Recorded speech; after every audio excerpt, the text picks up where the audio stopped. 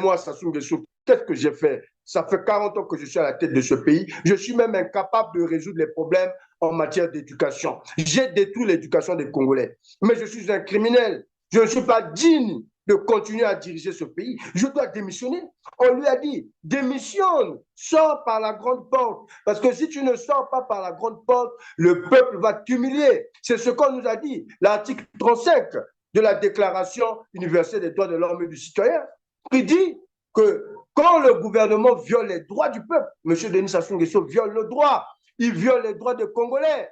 Il viole les droits des Congolais depuis 40 ans, ce monsieur. Ne fait que violer le droit. Regardez, les enseignants n'ont pas de salaire. Les parents sont incapables d'assurer la rentrée scolaire de leurs enfants. Notre pays est dans le chaos. M. Sassou a tout volé.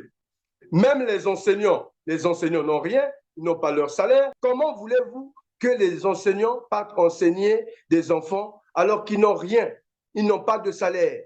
Ils vivent dans quelles conditions? Les enseignants du primaire et du secondaire ne peuvent pas aller enseigner des enfants alors qu'ils ne reçoivent pas leur salaire. D'abord, ils n'ont pas de statut. Vous avez vu récemment, il y a plusieurs syndicats qui ont lancé la grève, qui ont boycotté cette année scolaire. Plusieurs mouvements même de la société civile ont boycotté l'année scolaire. Et il y a eu des messages de partout, des leaders d'opinion qui ont justement critiqué la mauvaise gestion de ce ministre, M. Moutou, qui est incapable de dire la vérité à M. Denis Sassou Nguesso, qui doit partir.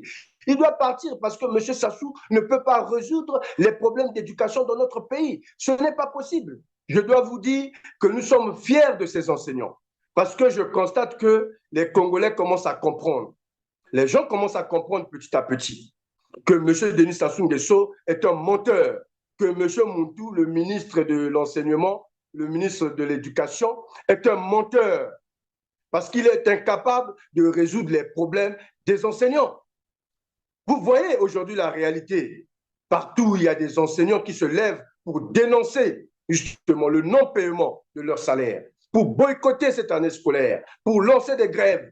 Ça veut dire que le peuple est en train de comprendre que rien ne marche dans notre pays, que l'éducation est à terre, que M. Sassou Nguesso a détruit l'éducation, que M. Moutou, qui est justement le lieutenant de Sassou Nguesso, le travailleur de Sassou Nguesso, est en train de mentir les enseignants. Voilà pourquoi vous voyez, il y a des syndicats qui sont justement manipulés par le ministère de l'Enseignement, par M. Moutou, parce qu'ils sont là pour corrompre les gens. Donc, ils donnent de l'argent à certains enseignants qui sont manipulés par eux et d'autres enseignants, donc la majorité des Congolais qui se sacrifient pour aller enseigner nos enfants, n'ont rien. Et c'est comme vous allez constater, ce n'est pas que dans le secteur de l'enseignement primaire et secondaire. Il y a également l'enseignement supérieur qui est paralysé. Mais vous savez que ce n'est pas aujourd'hui. Ça, c'est depuis que Denis Sassou Nguesso est à la tête de notre pays que l'enseignement supérieur ne marche jamais. L'enseignement supérieur est un domaine très douteux dans notre pays. Même les diplômes sont douteux. L'état actuel est chaotique. Le niveau a baissé. Il n'y a plus de mérite dans notre pays. Tous ces diplômés-là achètent maintenant les diplômes, puisqu'on vend maintenant les diplômes à l'université Maïngwabi. C'est vendu, hein? On vend des diplômes. Tu payes l'argent, on te donne une licence. Tu payes l'argent, on te donne une maîtrise. Tu n'as pas de niveau. Tu ne passes pas. On te donne tout parce que tu payes. Tu as de l'argent. Les enseignants qui sont là-bas ont eux-mêmes obtenu des diplômes, des faux diplômes. C'est ces enseignants-là de l'université Maïngwabi. Cette génération-là, pratiquement, il n'y a plus de mérite. M. Sassou a tout détruit. Il a préparé ça. Ce sont des choses qu'il a fait par exprès. C'est des faits exprès. M. Sassou fait ça, il connaît, il est conscient de ce qu'il est en train de faire.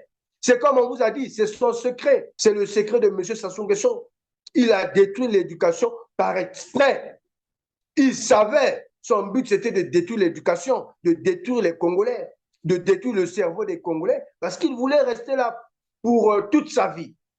Il voulait rester là pour toute sa vie. C'était ça son but.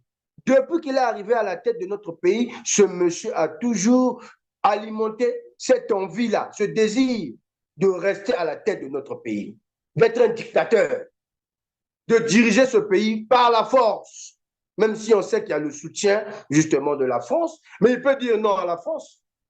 Combien de chefs d'État, lorsqu'on est un vrai patriote, on est un vrai Congolais, on connaît la souffrance des Congolais, on connaît les problèmes d'éducation, mais on peut démissionner.